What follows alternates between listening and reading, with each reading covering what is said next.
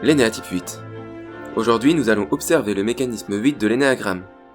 Avec la base 8, le centre instinctif est utilisé vers l'extérieur.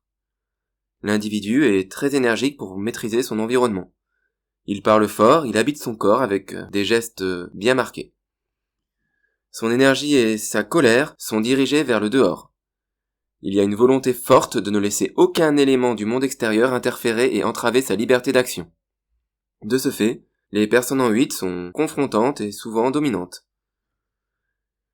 Les 8 ne s'autorisent aucune faiblesse qui pourrait les rendre vulnérables vis-à-vis du monde extérieur. Ce faisant, leur instinct de puissance peut les couper de relations authentiques avec les autres. Construction du mécanisme. Très tôt chez le 8 enfant, il y a une prise de conscience que le monde n'a rien à offrir si on n'a pas un comportement assertif, et qu'il ne faut pas attendre des autres pour avoir de l'attention, mais qu'il faut la prendre par la force. De ce fait, le 8 se montre fort, et très tôt, il montre qu'il ne laisse personne avoir l'ascendant sur lui. Un jeune enfant de 4 ans par exemple en base 8 peut sourire effrontément à son père et dire « encore » s'il vient de se prendre une taloche afin de montrer qu'il n'est absolument pas affecté. De ce fait, très tôt, les enfants en base 8 vont s'endurcir face à l'adversité. Et parfois, ça peut poser des soucis dans leur parcours scolaire s'ils sont en confrontation directe avec un professeur qu'ils détestent. Le prix de la confrontation lorsqu'il ne faut pas céder à tout prix est parfois très élevé. Une personne en base 8 est comme un acier qui peut se briser mais qui ne pliera pas. En grandissant, les 8 apprennent à être autonomes et suffisants car ils vivent toute dépendance de leur part vis-à-vis des autres comme une faiblesse honteuse. De ce fait, si les 8 veulent de la compagnie, ils se débrouillent pour être clairement perçus comme le dominant dans les rapports humains. Les 8 sont très entreprenants et ils façonnent leur environnement extérieur avec énergie, parfois au risque d'y laisser leur santé. En tout lieu et en tout temps, il leur faut être maître de la situation. Mécanisme de la base 8. Transformation de la douleur et de la fatigue en adrénaline, ou prédisposition masochiste et sadomasochiste. Afin de s'endurcir et de mener ses projets jusqu'au bout, une personne en 8 ne cède pas envers les manifestations de douleur et de fatigue que peut manifester son corps. Lutter devient une satisfaction en soi, et la douleur peut se transformer en plaisir. L'effort est, chez les personnes en 8, transformé en adrénaline stimulante. Et le 8 peut aussi avoir du plaisir pour la douleur des personnes qui l'écartent de son chemin lorsqu'il veut réaliser ses objectifs. Malheur aux vaincus. Au final, le 8 a une satisfaction pour l'hyperintensité et pour l'hyperexcitation des événements qu'il vit. Qu'importe la douleur, que ce soit la sienne ou celle des autres, tant qu'il se sent vivant. Prise de position extrême. Une personne en base 8 favorise l'action à la réflexion. Et même si certains 8 peuvent être très intellectuels comme Elon Musk et Alexandre Astier, afin d'être efficaces, tous les 8 favorisent des prises de position qui sont très affirmées. Un 8 ne peut pas être 60% pour et 40% contre quelque chose, car ça entravera ses capacités d'action. Aussi le 8 privilégie l'efficacité à la vérité, et il n'a pas peur de défendre des positions pleines et entières, que certains définiraient comme extrémistes.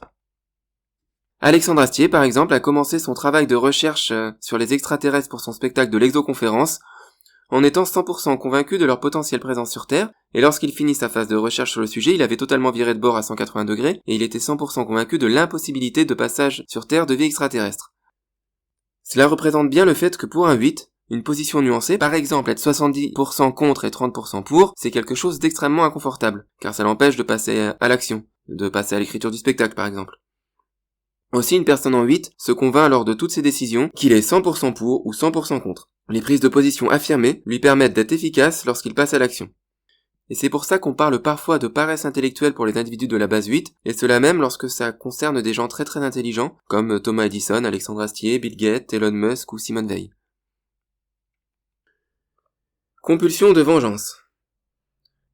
Comme la peur profonde d'un individu en base 8 est de paraître faible, lorsque celui-ci se sent offensé, il rend souvent les coups avec une pointe de surenchère.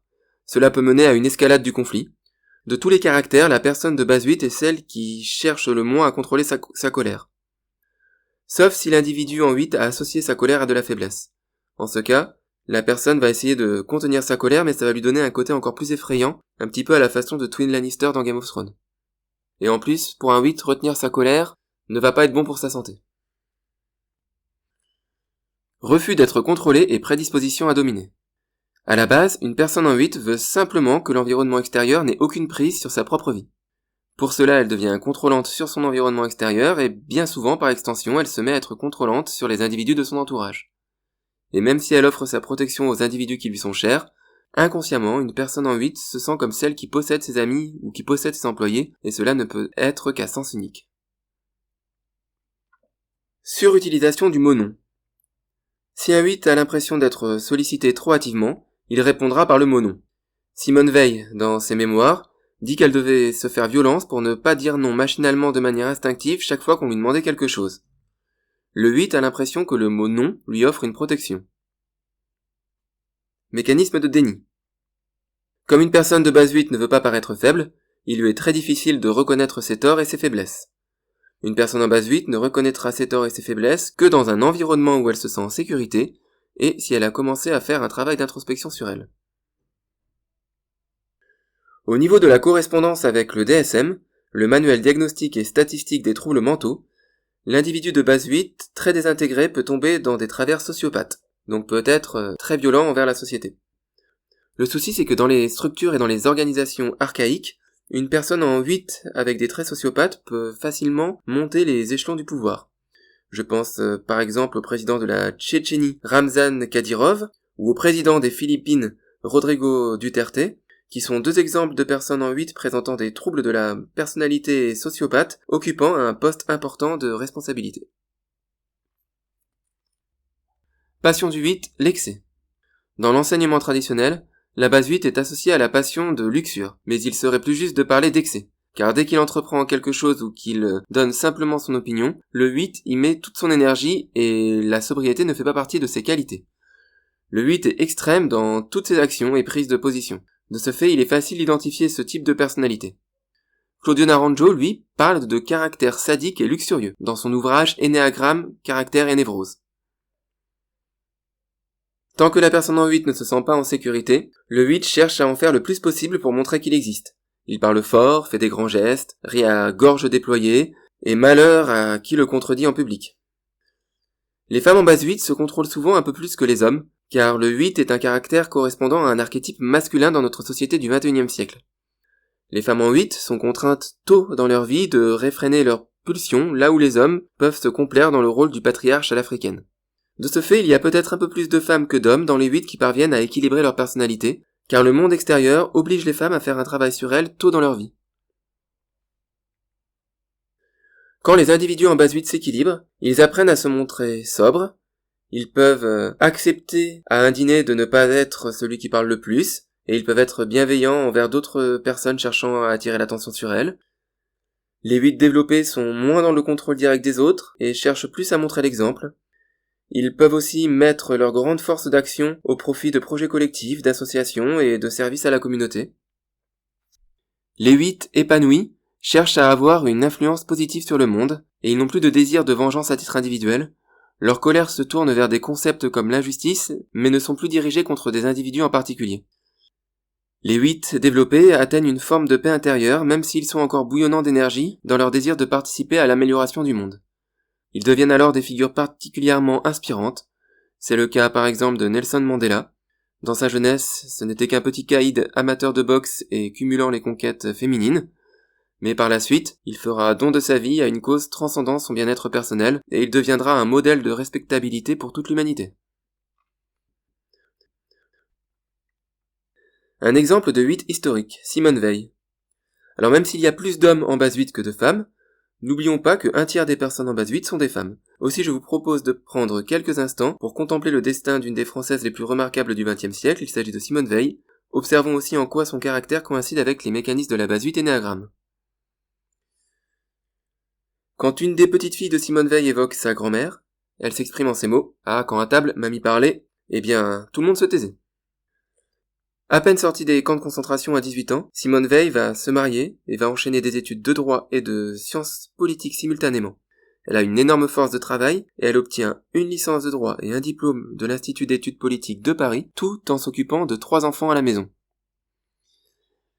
Plus tard, elle va se battre avec son mari pour sortir de son rôle de femme au foyer, et elle va être très efficace dans un poste de haut fonctionnaire dans l'administration pénitentiaire.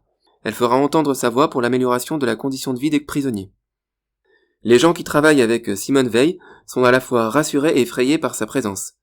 Effrayés car elle est très exigeante, et rassurés car elle est aussi très exigeante avec elle-même.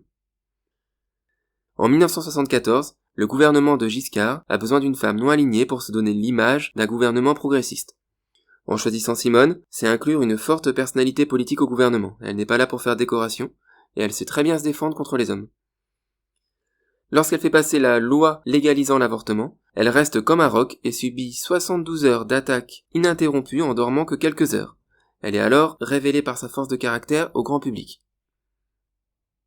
Il y a pas mal d'archives sur YouTube concernant Simone Veil, donc si vous voulez observer une femme ENTJ8 en action, eh bien je pense que c'est un spécimen particulièrement intéressant à observer, que l'on soit ou non d'accord avec ses opinions politiques. Elle représente une personne de la base 8 qui essaye de mettre sa grande force de caractère au service de sa communauté, même si elle garde un côté mama autoritaire. Elle est à la fois une témoin et une actrice de l'histoire du XXe siècle en Europe. Les deux variantes de la base 8. Tous les 8 ont pour centre dominant le centre instinctif. Cependant, certains 8 ont pour centre de soutien le centre mental et ils répriment le centre émotionnel, et d'autres 8 ont pour centre de soutien le centre émotionnel et ils répriment le centre mental. Le 8 centre de soutien mental. Cette version du 8 est assez logique, et elle a un côté solitaire, pouvant rester à travailler seul tard le soir. Certains 8 centres de soutien mental ont même un côté très intellectuel, ou peuvent être des inventeurs. Cette version du 8 voit ses sentiments comme de la faiblesse, et si elle apprécie les gens, elle préfère le montrer par des actions. Sous stress, le 8 centre de soutien mental devient solitaire, et il se coupe de ses contacts avec les autres, il se sent seul contre tous. On dit de cette version du 8 qu'elle se désintègre en base 5. Il a une côté misanthrope avec les gens. Des personnes comme Elon Musk, Alexandre Astier, Marcel Berthomé qui est le plus vieux maire de France, ou encore l'ancien président François Mitterrand, représentent bien cette version du 8. Le 8, centre de soutien émotionnel. Cette version du 8 a besoin de beaucoup plus de contact humain en permanence. Elle a besoin d'être entourée, mais ne supporte pas l'idée de dépendre des gens. Elle préfère donc s'imaginer que ce sont les gens qui dépendent d'elle. Elle a une grande force de travail, mais pour ne pas se décourager, doit avoir d'importants contacts sociaux. Sous stress, elle se désintègre en base 2. Elle se met à ajouter les mécanismes de chantage affectif du 2 au mécanisme frontal de dominance du 8, afin de maintenir son emprise sur les gens et pour ne pas se sentir rejeté. Cyril Hanouna, le pacha de l'émission TPMP, Touche pas à mon poste, représente bien un 8 centre de soutien émotionnel qui cherche à maintenir une emprise tyrannique chez les membres de son clan par tous les moyens. Sinon, il est possible que le politique Jean-Luc Mélenchon soit une personne en base 8 qui a pour centre de soutien le centre émotionnel. Et pour finir, quelques youtubeurs de la base 8 et aussi quelques personnages de fiction. Alors, en youtubeuse de la base 8, ne vous fiez pas à son pseudo, il y a la petite Gabi, qui tient une chaîne beauté et entretien maison, et qui m'a tout l'air d'être une youtubeuse ESTJ en base 8, avec un caractère bien trempé. Pour les hommes, si je devais choisir 2 youtubeurs de la base 8, je penserais à l'excessif Cartoon Cash Bult Trash, qui représente vraiment très bien le côté excessif en tout point des prises de position des personnes en base 8, et je mentionnerai aussi le joueur du grenier, qui est un individu de la base 8, et qui avec les années, a calmé le jeu et a appris à devenir plus sobre et plus varié dans l'image et dans les rôles qu'il renvoie face à la caméra. Moins organisé et plus dans l'improvisation, il représente bien l'expression de la base 8 chez un type de personnalité qui a la fonction dominante intuition extravertie, probablement un ENFP. Et pour finir, quelques personnages de fiction en base 8. Alors pour l'animation japonaise, il y a l'excellent personnage de Dame Eboshi dans Princesse Mononoke. Il y a aussi le personnage d'Edward Elric dans la série culte Full Metal Alchemist. Dans la série Game of Thrones, il y a énormément de personnages en base 8, mais si je devais en retenir 2, ce serait Oberyn Martell et la Dame des Épines de la Maison Tyrell, Lady Olenna. Et pour le cinéma, si je devais prendre 2 personnages de film en base 8, l'héroïne de Million de Dollars Baby, Maggie, et puis le chef d'orchestre joué par De Funès de La Grande Vadrouille. Ce sont 2 bons exemples de personnages en base 8. Et voilà, cette vidéo arrive à sa fin et j'espère que maintenant vous comprenez mieux la base 8 de l'énéagramme. Et on se retrouve dans une dizaine de jours pour la base 9. D'ici là, portez-vous bien.